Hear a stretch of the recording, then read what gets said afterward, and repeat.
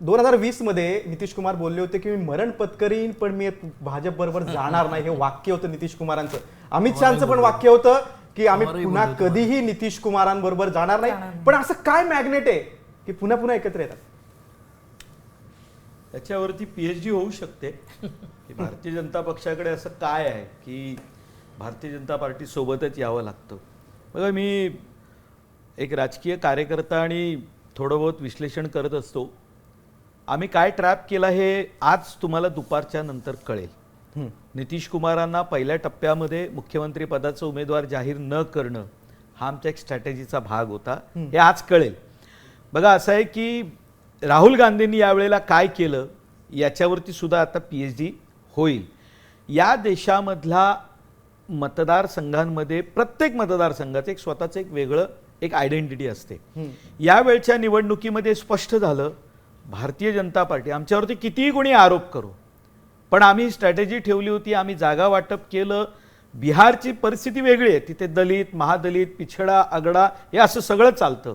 आम्ही जागा वाटप केलं, नाराज होणार नाही त्याची काळजी गेली. स्वतः अमित भाई प्रत्येकाशी 15-15, 20-20 मिनिटं वैयक्तिकरित्या बोलले. नितीश कुमारांच्या मतदारसंघाची धुरा आज भारतीय जनता पार्टीने आपल्या हातात घेतली आहे. त्यांचे उमेदवार कसे निवडून येतील याची काळजी आम्ही घेतोय. चिराग पासवान यांचं उदाहरण दिलं जातं. चिराग पासवानांच्या मतदारांमध्ये हा मेसेज जावा की नितीश कुमार आता आपल्या सोबत आहेत म्हणून आम्ही काळजी घेतली आणि त्याचं रिझल्ट आज तुम्हाला या ठिकाणी दिसेल.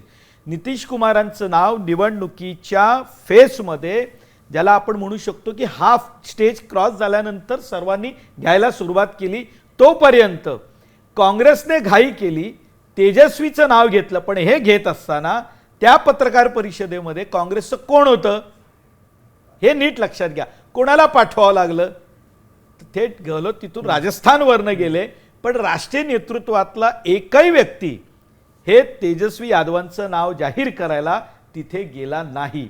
दुसरी बाब, जे आता युती महागठबंधन म्हणून लढतंय एकमेकांच्याच उमेदवारांच्या विरोधात, म्हणजे ज्याला मैत्रीपूर्ण लढत म्हणता येईल, तिथे स्वतः राहुल गांधी प्रचाराला जातात. याचा अर्थ काय?